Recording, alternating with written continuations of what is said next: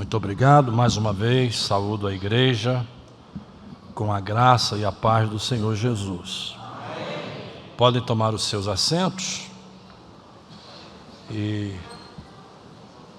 estamos já chegando ao final deste seminário, desta edição.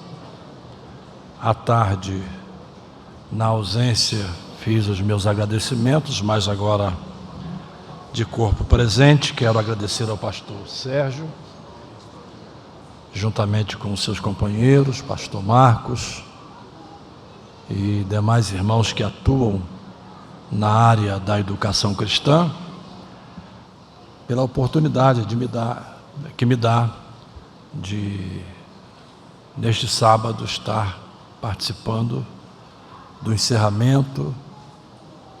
Ministramos à tarde o workshop. Faz anos que eu não vinha a São Bernardo do Campo. Vim aqui 2 vezes, pelo menos na época da irmã Flor de Maio. E Deus me dá esse privilégio uma vez mais. Eu agradeço ao Senhor por isso. Hoje à tarde falamos sobre os fundamentos da teologia pentecostal. E agora à noite nós temos 2 plenárias. A plenária de número 6.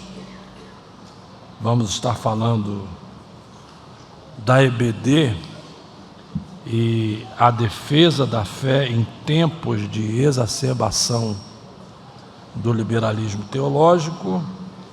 E a última plenária, a importância da EBD para a família cristã. Claro que vamos dar um intervalo entre ambas as plenárias para não ficar extremamente cansativo. E nesta primeira plenária, no tema, aparece uma palavra que para mim é uma palavra-chave. É a palavra exacerbação. Porque o liberalismo não é de hoje. O liberalismo tem as suas origens no período do iluminismo.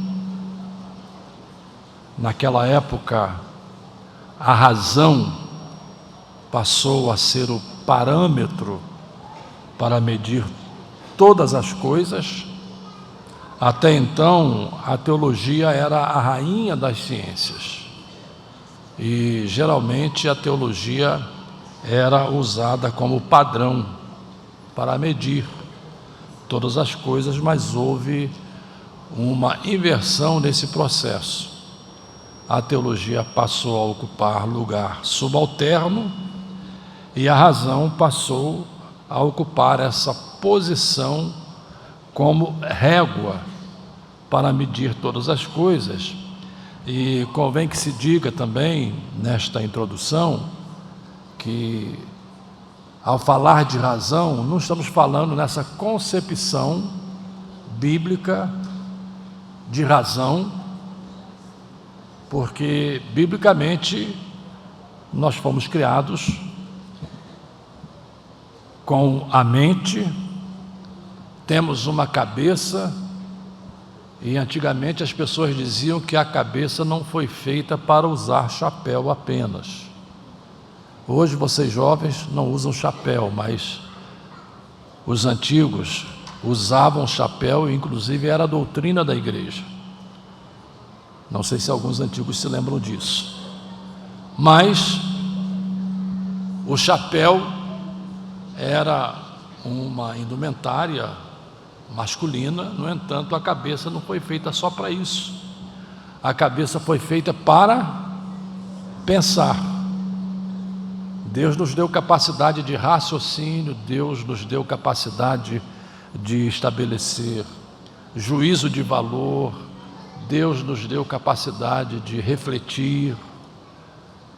E por mais que a gente não perceba, todos os nossos atos são comandados pela mente, pela cabeça.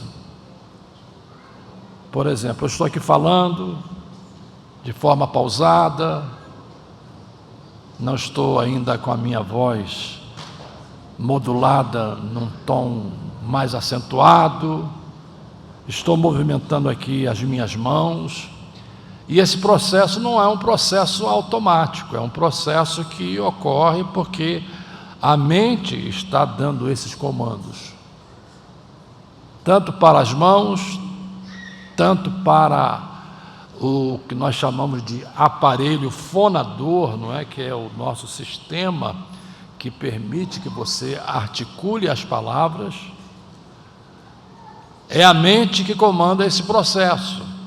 Então, eu não estou tratando aqui da razão desse ponto de vista bíblico, porque quando se fala da razão naquela época, na época do iluminismo, esse conceito não é o conceito como a teologia compreende, mas numa concepção que excluía qualquer hipótese sobrenatural para explicar a existência do mundo.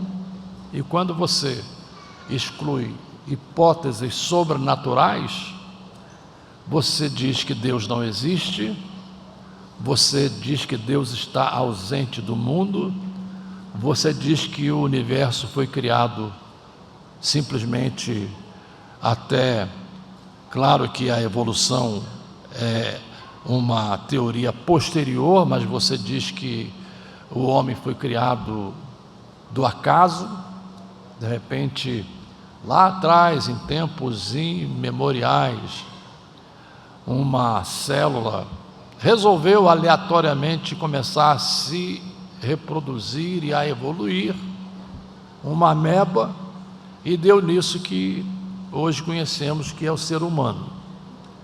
Eu não creio que eu esteja falando para amebas nesta noite. Eu estou falando para seres que foram criados à imagem e semelhança de Deus. Mas a mente racional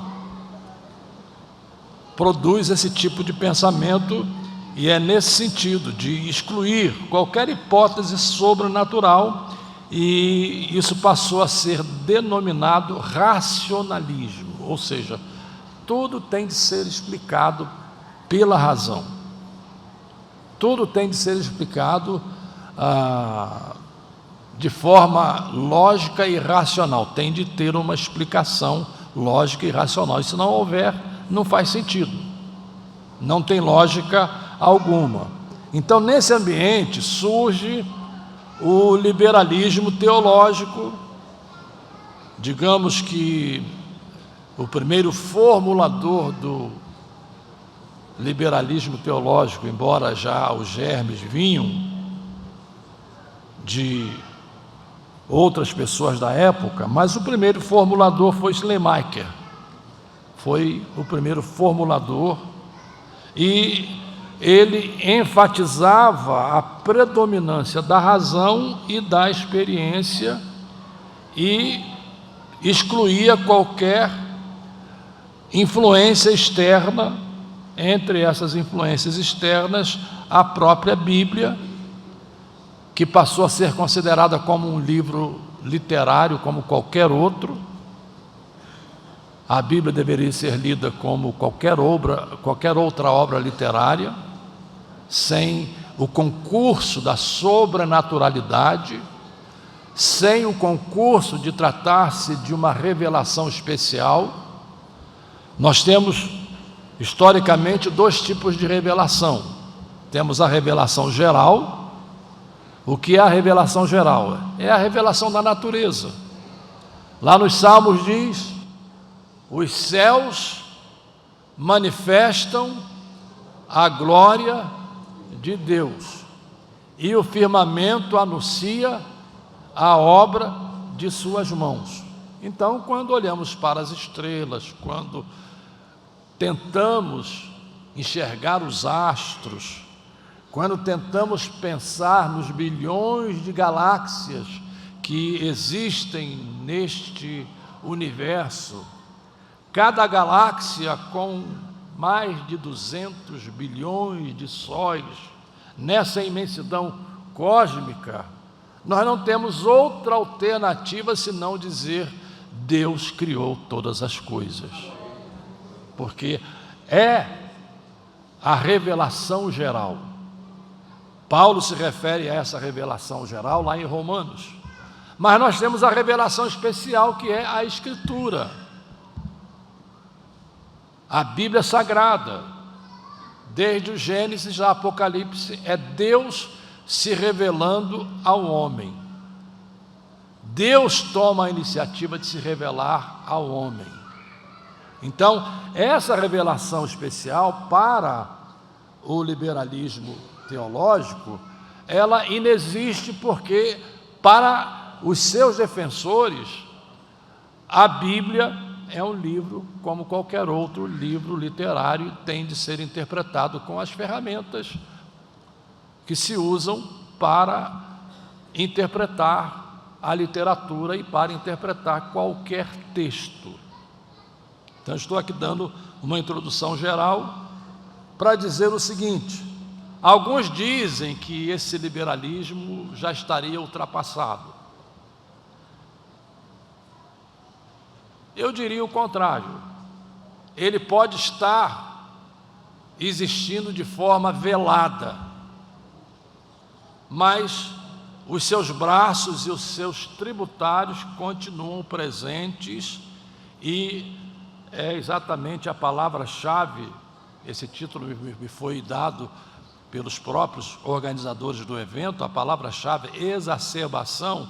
Então, o liberalismo permanece de forma velada e os seus braços e os seus tributários estão presentes no mundo de hoje, estão presentes em vários seminários. Não me convém aqui nesta noite citar nomes, porque esse não é o propósito. Estão presentes em vários seminários, em várias faculdades teológicas.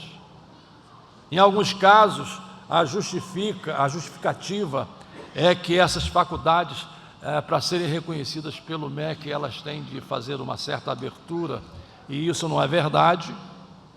Não é verdade, porque quando você registra uma faculdade no MEC, existe a opção de você registrar essa faculdade como uma faculdade confessional, ou seja, uma faculdade que expressa uma crença, que expressa uma fé. Você não precisa ou não é obrigado a registrar no MEC como se fosse qualquer instituição de ensino como as existentes. Então, é possível você registrar uma faculdade teológica de forma confessional, ainda que eu prefira as faculdades livres, porque as faculdades livres, claro, elas têm mais liberdade de manter a ortodoxia bíblica. E o liberalismo teológico, através dos seus braços, através dos seus tributários, faz a mesma coisa que fazia naquela época. Tenta desconstruir a palavra de Deus, tenta desconstruir a Escritura, tenta tirar a Bíblia como fundamento da fé, como fundamento de nossas crenças. E eu pergunto nesta noite: se nós tiramos a Bíblia, vamos crer em quê? Se nós abandonamos a Escritura, qual será o fundamento da nossa fé? E aí eu vou ser muito franco: vocês gastaram dinheiro à toa pagando a minha passagem para cá, pagando a passagem dos professores para cá, porque se a Bíblia não é o fundamento, a gente deveria estar lá no Coco Bambu. Quem pode? Eu iria lá para aquele restaurante do PF, prato feito, para pagar R$5, para mim me satisfaria, sem problema nenhum. Irmãos, a Bíblia continua sendo o fundamento da nossa fé. Agora, qual é o grande aspecto interessante nessas discussões? É que geralmente teólogos liberais, eu vou chamá-los dessa forma, Geralmente eles não são pastores. Por que não são pastores? Porque eles terão dificuldade de pregar sobre o livro. Eles terão dificuldade de afirmar que Jesus ressuscitou. Eles terão dificuldade de afirmar o nascimento virginal de Cristo. Eles terão dificuldade de afirmar que os primeiros 11 capítulos de Gênesis são verdades, mas que seriam descrições mitológicas. Então, para eles fica difícil sustentar uma igreja. E quando se fala de ressurreição, e amanhã nós estaremos falando aí no mundo todo sobre a ressurreição de Cristo, eles saem à francesa, saem pela tangente, dizendo que essa ressurreição é quando você ressuscita em um novo emprego, quando você ressuscita em uma nova dimensão, quando você se liberta de uma opressão que você vive, inclusive opressão religiosa, ou seja, cria um mundo de fantasias para tentar explicar uma ressurreição que para eles nunca existiu. Eu pergunto, que igreja pode ser sustentada dessa forma? Que fé pode ser mantida dessa forma? O apóstolo Paulo escreveu aos 1 Coríntios, capítulo 15, dizendo: se Cristo não ressuscitou dos mortos, a nossa pregação é vã. Às vezes falamos e pregamos e ensinamos sobre a morte de Cristo e temos de insistir nisso porque é um ponto central, vital da fé cristã. Mas deixe-me dizer nesta noite, se Jesus morresse e ficasse no túmulo, Jesus seria um líder como qualquer outro líder religioso. E deixe-me dizer uma outra coisa, o cristianismo é a única religião que reivindica que o seu líder ressuscitou dentre os mortos. É a única. Nenhuma outra religião. Você pode pegar aí, nós temos aí pelo menos 11 grandes religiões, e dentre essas 11 grandes religiões, temos 3 que são as religiões predominantes: é o islamismo, é o judaísmo, é o cristianismo. Nem o islamismo e nem o judaísmo, diga-se de passagem, reivindicam a ressurreição de seu líder. Por exemplo, para o judaísmo, o seu líder ainda virá. Eles ainda estão esperando o Messias. Mas a única religião que reivindica que o seu líder ressuscitou é o cristianismo, é a fé cristã. Nós ainda podemos ouvir nesta noite ecoar as palavras do anjo àquelas mulheres: benditas mulheres, bem-aventuradas mulheres. E eu vejo nisso como Deus age no sentido de resgatar o papel da mulher no cristianismo, porque a elas o Senhor se apresentou primeiro, mas antes delas, os anjos lhes apareceu e disse a elas: Ele não está aqui.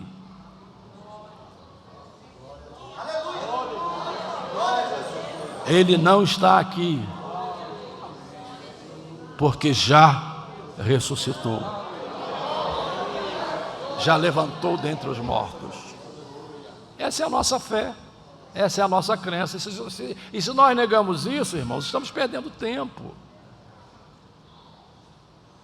Então esse é o grande desafio que nós enfrentamos hoje, como igreja, com esses tributários que estão aí, infiltrados, aqui, acolá, minando. Claro, eles estão no mundo da academia, mas eu pergunto, para onde vão os nossos alunos? Eles vão para a academia, a não ser igrejas como a que o senhor pastoreia, que tem a sua faculdade que é ortodoxa, não é? E que dá segurança aos seus alunos, mas eu tenho faculdades aí que eu não tenho coragem de recomendar quando as pessoas me perguntam. Uma delas eu vou citar o nome, Este. Já ouviram falar? Lá em São Leopoldo, no Rio Grande do Sul.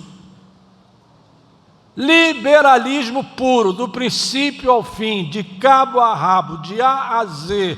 E o coordenador do departamento de teologia da Este é quem conduz a marcha gay na cidade. Pronto, falei. Falei.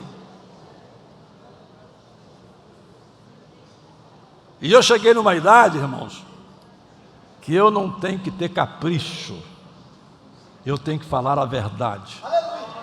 Eu não tenho que ficar com aquele negócio de política, de medo, porque eu vou ser mal olhado. Mal olhado ou bem olhado, eu sou servo do Senhor Jesus Cristo para ser fiel à sua palavra.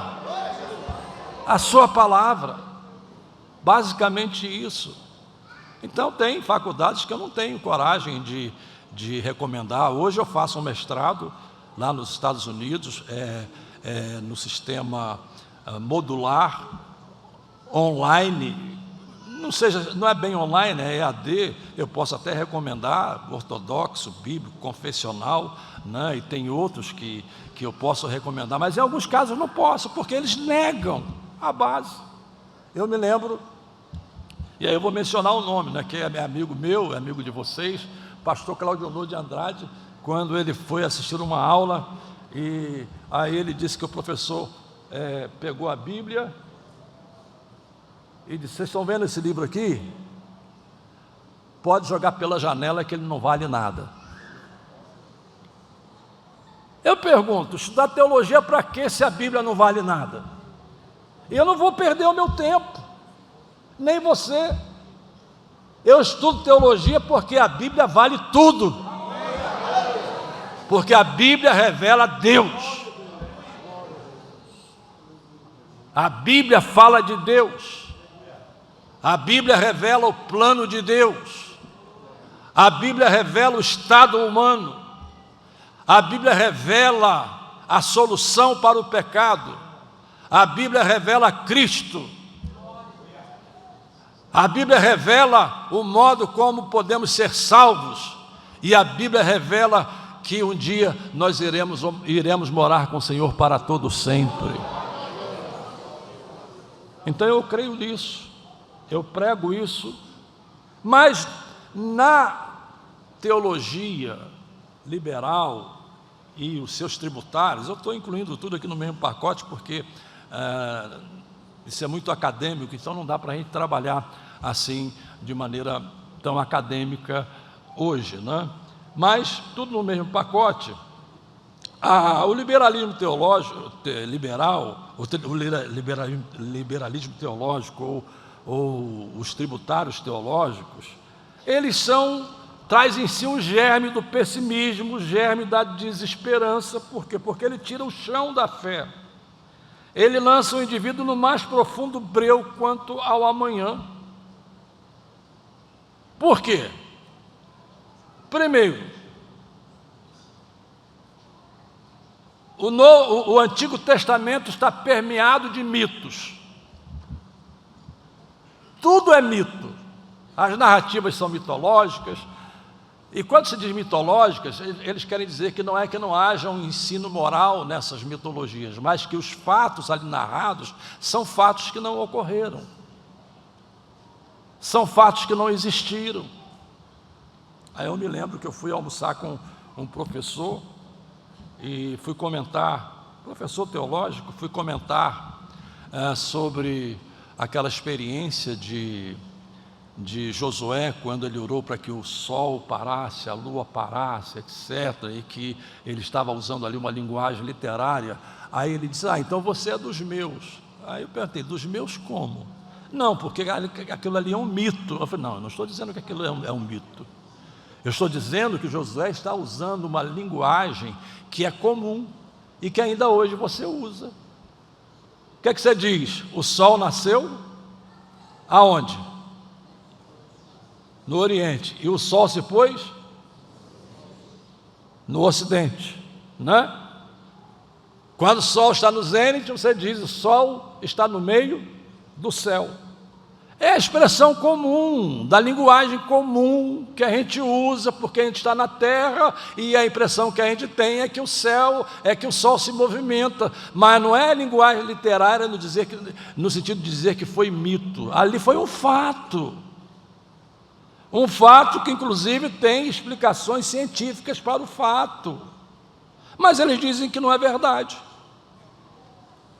Aí vamos voltar lá aos primeiros 11 capítulos de Gênesis. Nos primeiros 11 capítulos temos a criação. Nos primeiros 11 capítulos temos a queda. Nos primeiros 11 capítulos temos a promessa de redenção.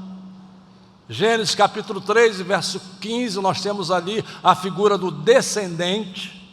A tradução, nas traduções mais atualizadas, traduz por descendente e não descendência, porque refere-se ao descendente da mulher. E ali começa o fio de escarlate que percorre todo o Antigo Testamento e vai ter o seu ápice na encarnação de Cristo. Se você retira esses 11 capítulos, você não tem que falar em corrupção do gênero humano, você não tem que falar em dilúvio, você não tem que falar em nada disso, mas se você buscar até as próprias histórias paralelas, que não são bíblicas, da época, elas admitem que houve um dilúvio naquela época. Então, irmãos, se a gente tira a base, se a gente tira o fundamento, se a gente diz que isso tudo é recurso literário, se a gente diz que não passa de fábula, de lenda, sem maiores consequências, volto a perguntar: o que é que estamos fazendo aqui nesta noite? Aí eu vou para o Novo Testamento.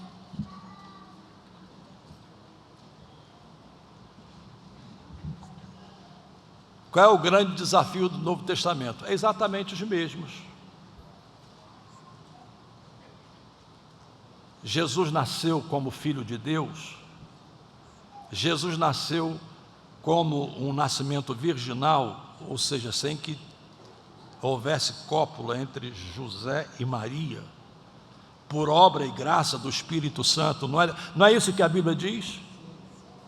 Sim ou não? Que Jesus nasceu por obra e graça do Espírito Santo. Como é que o Espírito Santo fez? Não me perguntem, e eu não vou ficar aqui especulando. Por favor, não vou fazer como aquele pregador no outro caso, não é? Não vou citar o seu nome, mas ele, querendo ensinar a teologia da prosperidade, ele disse que quando quando José se aposentou, estava para se aposentar, então Jesus tomou a responsabilidade lá da carpintaria, né, de José, e José demorava muito para entregar os móveis, né? Levava muito tempo para entregar os móveis. Não, está aí na internet, eu não estou falando bobagem não, só não vou citar o nome do santo, tá? Aí as pessoas vinham pedir a Jesus uma cadeira, um móvel, uma cama, o que seja, e ele fazia assim com o dedo, né? Pelo seu poder fazia a cama aparecer, né? Fazia o móvel aparecer. Jesus morava na praia, meus irmãos, Cafarnaum, quem mora lá tem que morar na praia, não tem jeito. Então eu não vou ficar com essa especulação, mas a Bíblia diz que Jesus foi gerado por obra e graça do Espírito Santo. José não entendeu, não queria difamar a sua mulher, mas o mesmo anjo foi a José e revelou a ele para que ele entendesse o modo como Deus estava agindo. Para os liberais, isso é mito, isso é lenda. O que é que eles dizem? Eu vou caminhar aqui pelo texto, mas fazendo aqui algumas digressões. O que é que eles dizem? Eles dizem que isso é produto de camadas que foram superpostas, camadas literárias, né? Foram superpostas uma sobre a outra, pelas comunidades cristãs, comunidade paulina, comunidade joanina e etc. E cada um foi dando a sua visão, a sua ótica e tentando justificar a vida de Jesus, porque eles admitem o Jesus histórico. Então, essas camadas foram sendo colocadas. Então, o que é que se precisa fazer? Qual é a palavra-chave desse pessoal? É a palavra demitologização. Demitologização. O que é demitologização? É tirar as camadas que estão sobre camadas até chegar ao Jesus histórico, para perceber que não houve nada disso, não houve ressurreição. Jesus foi um mestre, foi alguém assim que teve a sua importância, mas essas histórias são histórias, para usar uma linguagem moderna, são histórias da carochinha. Então, volto a dizer, estamos perdendo o nosso tempo. Mas vamos pensar aqui um pouco biblicamente. Deixe-me parar um pouco aqui no manual. Vamos pensar biblicamente. Em relação à cruz, já que estamos na semana chamada Santa, amanhã a gente vai estudar, não esse assunto, não é, mas é o dia que se celebra a ressurreição de Cristo, se bem que nós evangélicos celebramos a morte e a ressurreição de Cristo todas as vezes que tomamos a ceia do Senhor.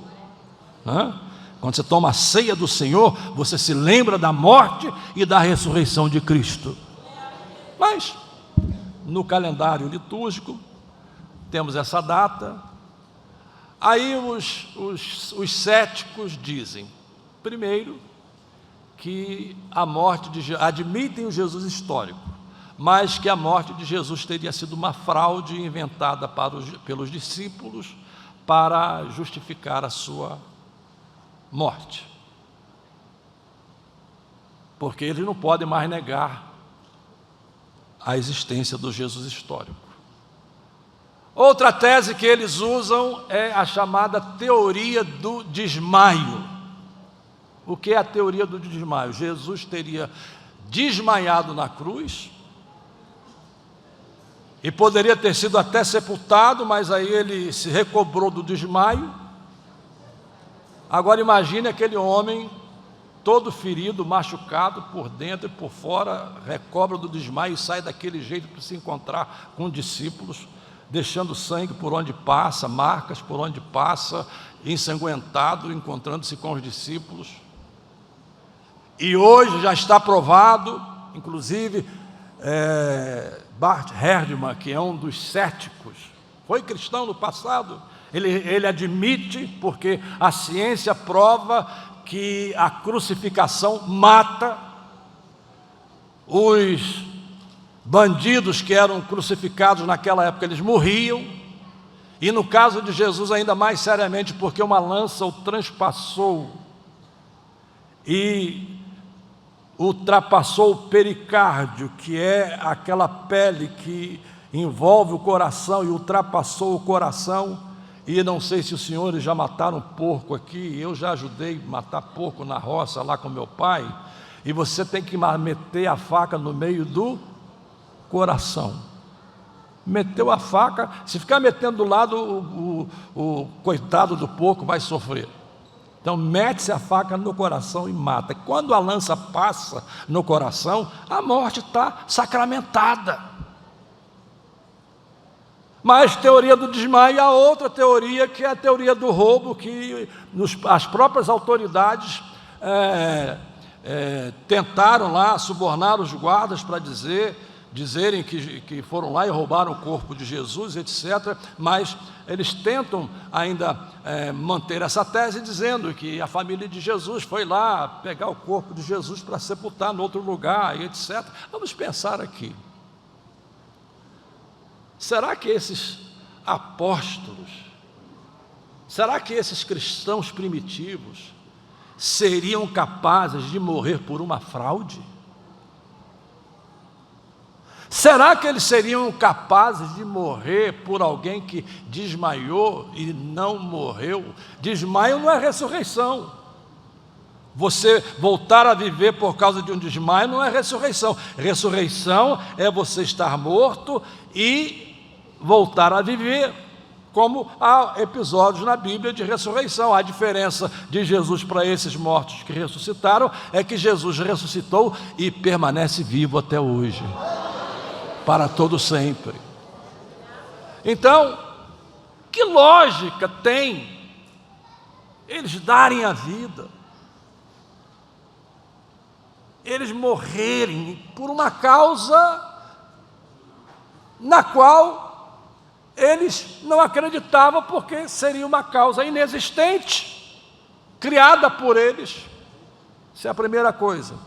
A segunda coisa é que, se a história fosse essa, o que teria de contradição, o que haveria de gente escrevendo, olha, não foi bem assim, foi daquele jeito, etc. E logo a verdade apareceria. Mas quando você lê o Novo Testamento, você percebe a coerência das narrativas. Você percebe a coerência das pesquisas.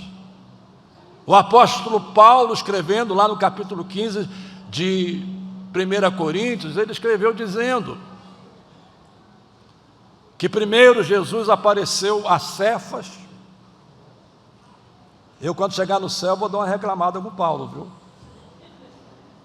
Porque ele primeiro apareceu às mulheres, tá?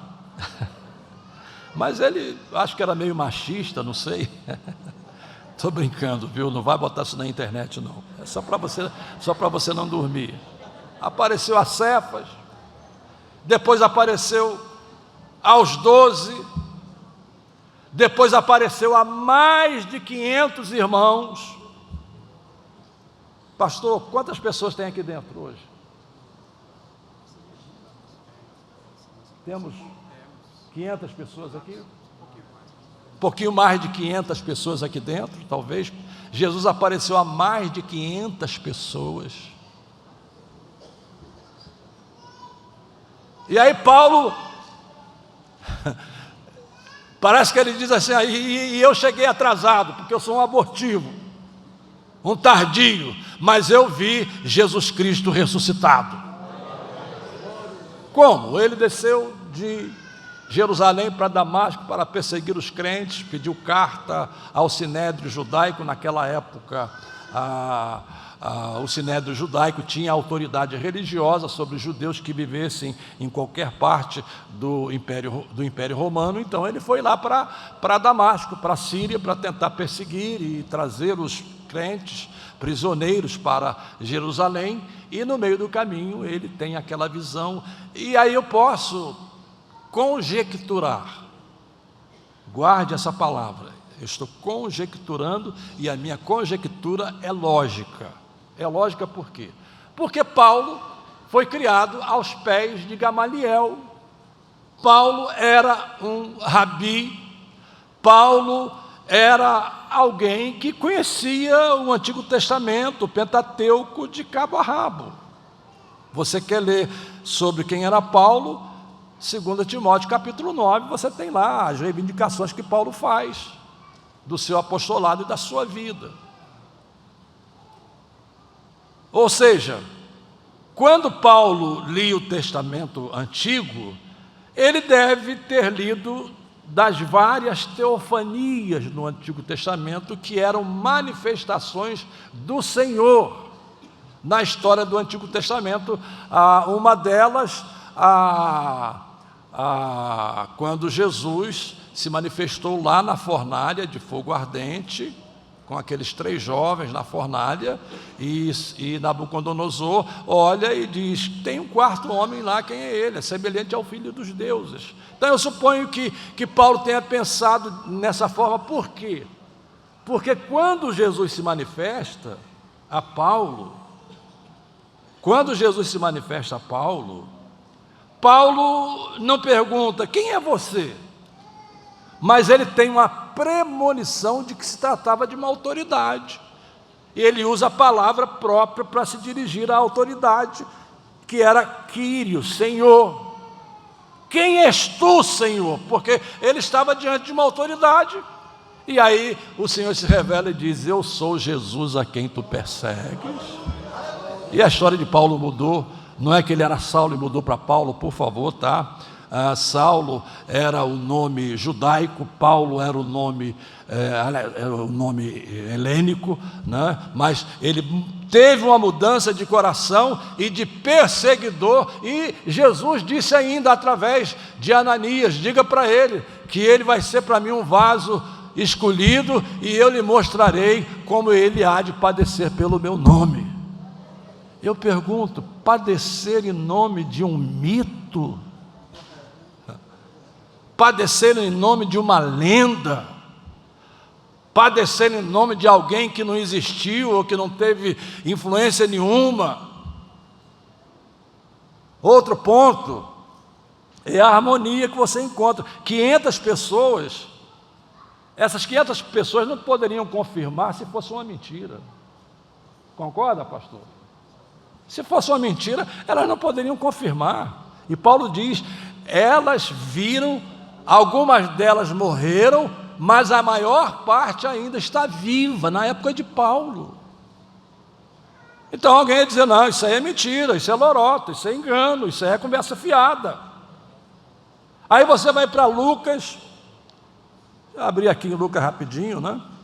Você vai para Lucas, lá no capítulo 1, Lucas e Atos, já falei hoje, são 2 volumes de uma obra só.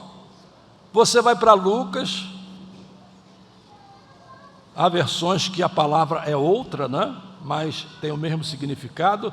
No capítulo 1 ele diz assim: tendo, pois, muitos empreendido pôr em ordem a narração dos fatos que entre nós se cumpriram, segundo nos transmitiram os mesmos que os presenciaram desde o princípio, e foram ministros da palavra. Refere-se aqui aos apóstolos. Aí diz ele no verso 3: pareceu-me também a mim conveniente descrevê-los a ti, ó excelentíssimo Teófilo. Provavelmente algum cidadão romano, pelo nome de sua relação pessoal, havendo-me já informado minuciosamente. O que significa minuciosamente? Ele fez uma investigação acurada. Ele trabalhou como um repórter. Ele trabalhou como um investigador. Não foi como aquele jornalista que o chefe de redação mandou ele cobrir a inauguração do teatro na cidade. Aí quando voltou, o chefe de redação perguntou: e a matéria, cadê? Não fiz a matéria. Não fez por quê? Porque o teatro pegou fogo.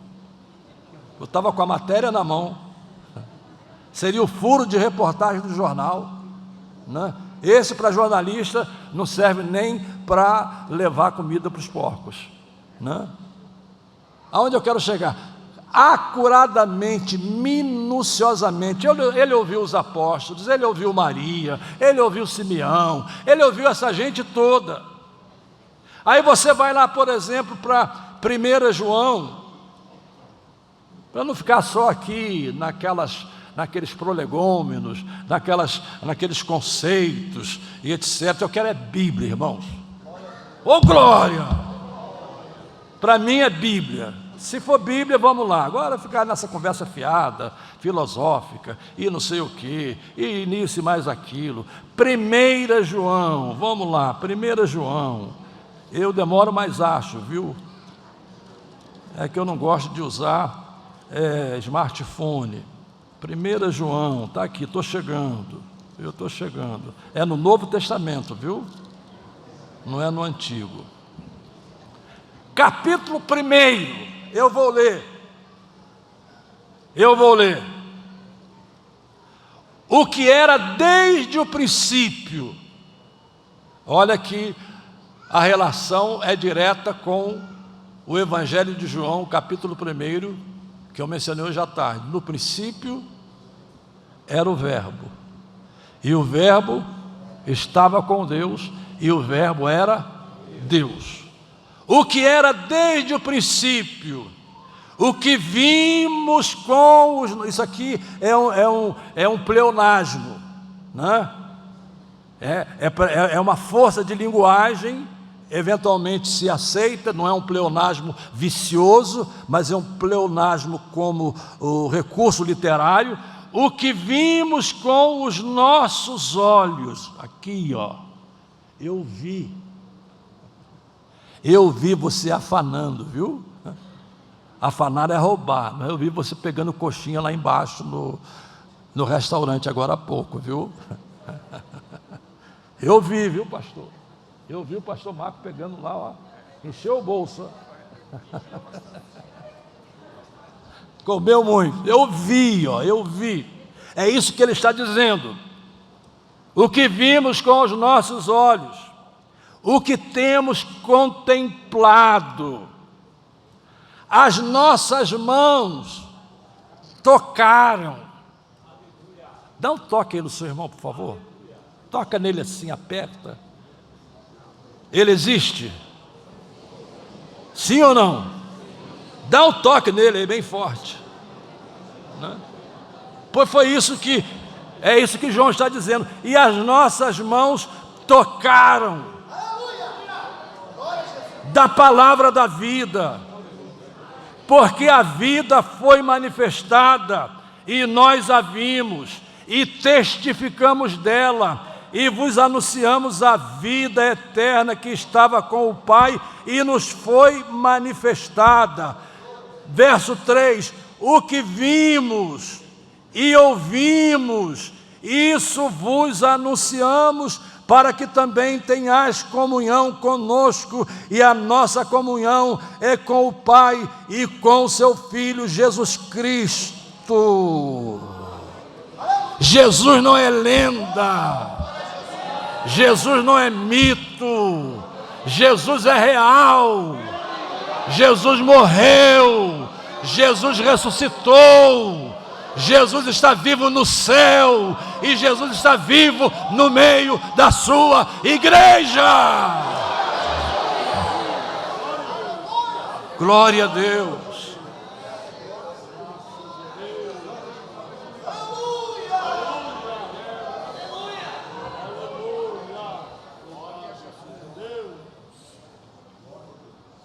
No dia que eu morrer,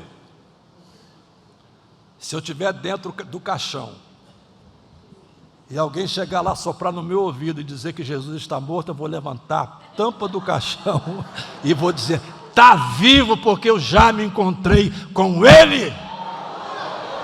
Glória a Deus. Ele vai me ressuscitar, nem que seja 2 segundos, só para eu dizer isso,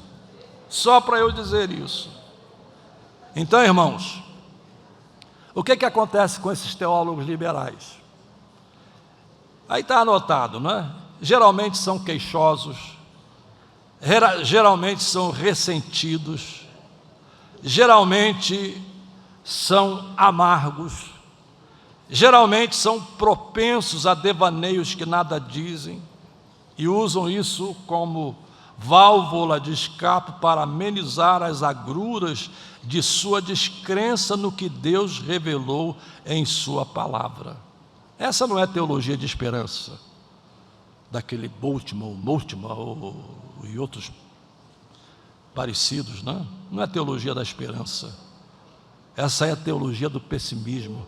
A teologia da esperança diz que Jesus vive, diz que Jesus ressuscitou, diz que a Bíblia é a palavra de Deus, a infalível palavra de Deus, a perfeita palavra de Deus, a completa palavra de Deus, e que ainda hoje traz mortos à vida pela obra de nosso Senhor Jesus Cristo, a vida da salvação.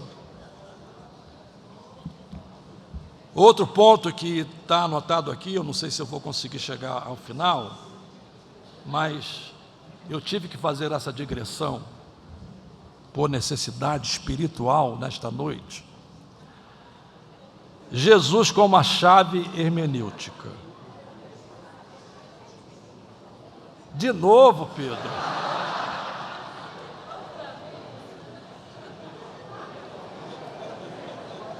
Está fazendo um bom trabalho, Pedro.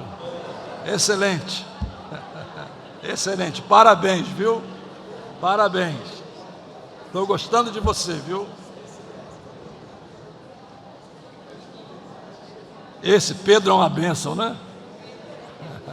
É uma bênção. Mas tá certo. O pastor falou comigo que eu posso ir até 7h25, então é 15 minutos mesmo, né?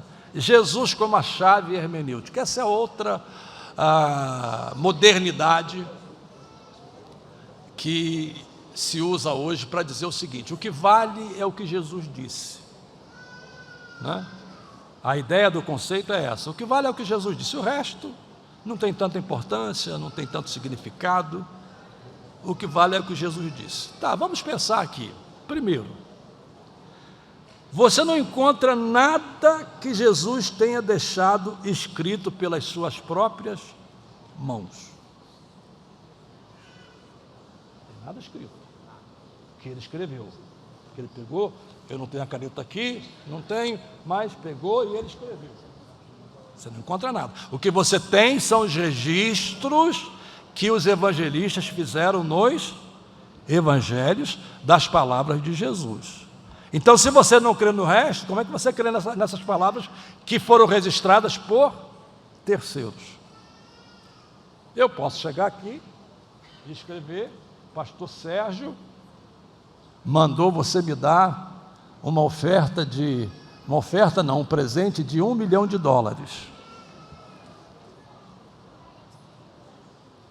Será que ele mandou mesmo? Eu escrevi. Mas será que ele mandou? Como é que você vai dar valor a uma coisa que o outro escreveu se você não acredita nas outras coisas que ele escreveu? Estão entendendo o raciocínio? Se você não acredita nas outras coisas que ele escreveu, por que que você acredita naquilo que ele escreveu de Jesus, que foram as palavras que Jesus proferiu? Essa é a primeira coisa. Segundo, você há de convir que essas palavras de Jesus foram registradas por terceiros depois da morte e da ressurreição de Cristo. Pode ser que eles fizeram anotações, pode ser que tudo isso tenha sido usado, não é, naquelas pesquisas que Lucas fez, mas esses registros só foram feitos depois da morte e da ressurreição de Cristo. Até as palavras que Jesus escreveu com o dedo na terra, a gente não tem o registro delas. O que ele escreveu, a gente não tem.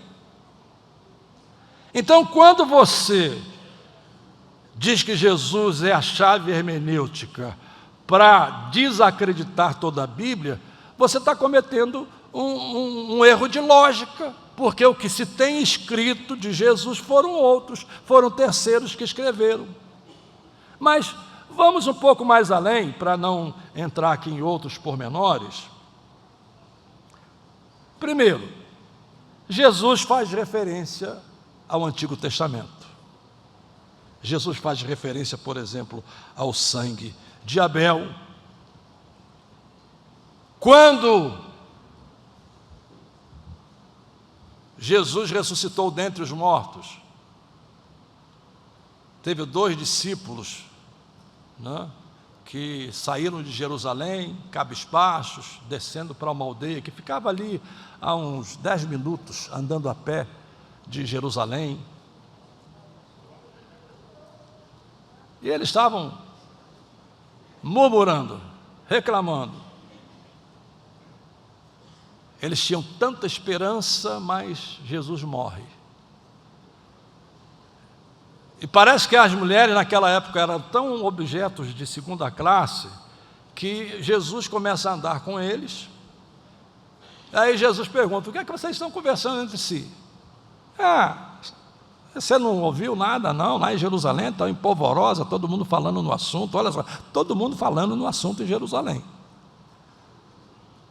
Aí ele deu uma de desentendido. Aí eles falam, não, Jesus, não sei o quê. Tem umas mulheres aí que dizem que viram ele, mas ninguém acredita nas palavras das mulheres, né? É mais ou menos isso que eles estão dizendo. E Jesus vai caminhando, aí quando chega num ponto, Jesus para e diz, ó nécios de coração. E aí começa a expor a seu respeito, desde Moisés. Quando a Bíblia usa essa figura de Moisés, está dizendo desde o Pentateuco, passando pelos profetas, pelos escritos, mostrando que em todo o Antigo Testamento fala da pessoa de Jesus. Depois ele vai lá para o cenáculo, se reúne com o cenáculo e usa aquelas 3 classificações que eram comuns para a Bíblia do Antigo Testamento: Moisés, Salmos e Escritos.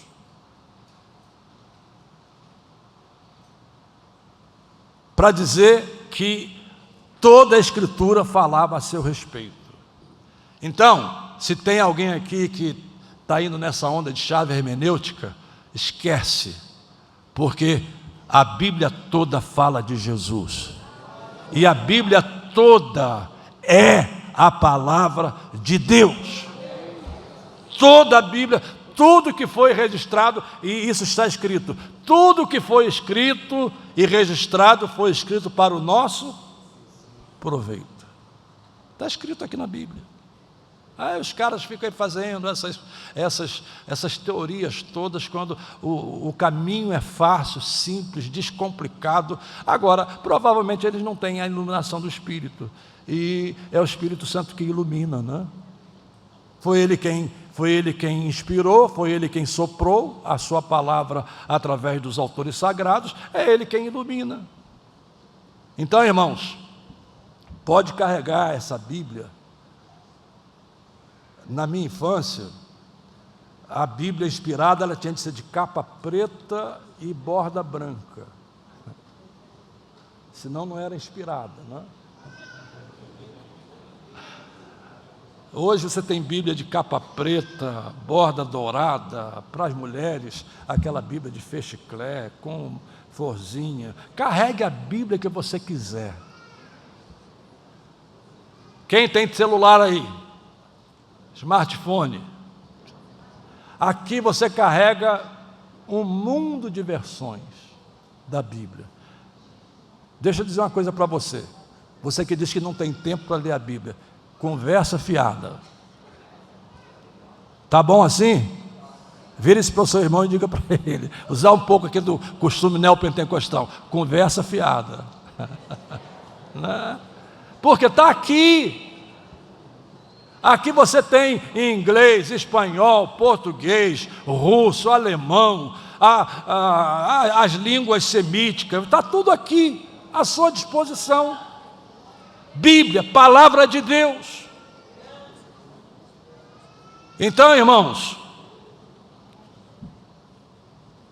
eu creio, eu sou tão radical nesse ponto, que eu sou igual aquele irmão, né? Aquele irmão que chegaram para ele e perguntaram se ele cria que a baleia, né? Porque na época se traduzia por baleia, depois corrigiram para grande peixe, né? Se ele cria que a baleia engoliu Jonas. Aí ele respondeu, olha, se a Bíblia dissesse que Jonas engoliu a baleia, eu creria na Bíblia. E eu passei a crer mais nisso, irmão, sabe quando? Eu comecei a ver umas gaivotas, não sei se é gaivota, não, aqueles pássaros bonitos, brancos. Eles fazem aquele sobrevoo, né, no mangue, ou no mar, ou no rio, eles enxergam o peixe, aí eles vão lá, pegam aquele peixão desse tamanho. Vocês já viram? Aí bota naquele bico, e aí vai engolindo, aquilo passa.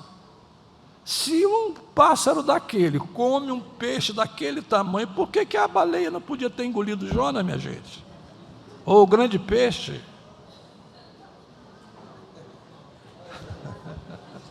Não é, meu amigo Joelson? É isso aí. 5 minutos. Quando faltar 3, me avisa, tá?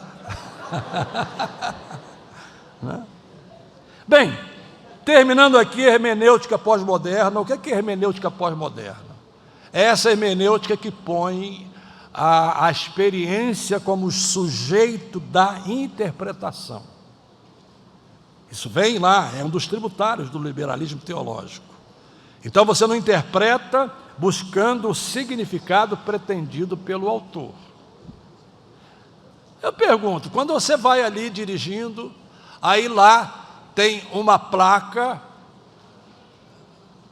está com uma seta assim, mas tem um traço no meio. O que é essa placa está dizendo?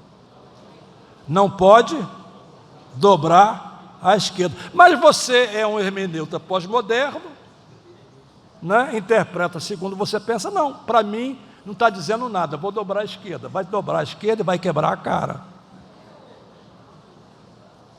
Você gosta, tem alguém que gosta de ler bula de remédio aqui? Eu sou um deles. Eu compro remédio, a primeira coisa que eu faço é ler a bula de remédio. Aí eu me lembro que há uns anos eu comprei um remédio receitado pelo médico para minha esposa, e lá fui eu ler a bula, e minha esposa também gosta de ler bula. Lendo lá, tem as contraindicações, normal, etc. Aí lá tinha uma frasezinha pequena: esse remédio pode ser fatal. Minha esposa não tomou o remédio. Ah, mas eu sou um hermeneuta pós-moderno, fatal aqui pode ser, não, você vai ter saúde, né? Você vai melhorar, né? Você vai ficar curado, porque eu sou o sujeito da interpretação. Irmãos, e não vou entrar no mérito de interpretação, mas a primeira tentativa de um leitor da Bíblia, ainda que seja difícil, nem sempre você consiga entrar na mente do autor, mas é buscar o sentido pretendido para o autor e o significado daquele texto para aquela época, e só depois você vai aplicar o texto para os dias de hoje.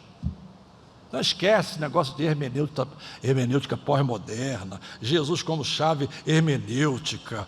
Use as ferramentas que você estuda aqui no seminário teológico, as ferramentas da hermenêutica tradicional, e, sobretudo, esteja sensível à iluminação do Espírito Santo. E põe naquela ordem do quadrilátero de John Wesley, que começa com Escritura. O que a Escritura diz? Qual o significado pretendido pelo autor? Tradição. O que a igreja diz sobre isso ao longo da história? Terceiro, razão. Volta ao ponto inicial: cabeça não foi feita só para usar chapéu. Cabeça foi feita para usar, para pensar. Razão. E, em último lugar, a experiência, ou seja, como é que esse texto pode ser experimental para a minha vida. Mas eu termino dizendo para você que isso que você tem na sua mão, no seu celular, no seu smartphone, na sua biblioteca, não sei quantos exemplares você tem, e não são 10 exemplares que vão levar você para o céu, pode ter 10, 20, 30, quem leva você para o céu é a sua fé em Cristo Jesus, a salvação que você recebeu em Cristo Jesus. Mas isso aqui não é um livro qualquer, é a revelação de Deus à humanidade. Amém.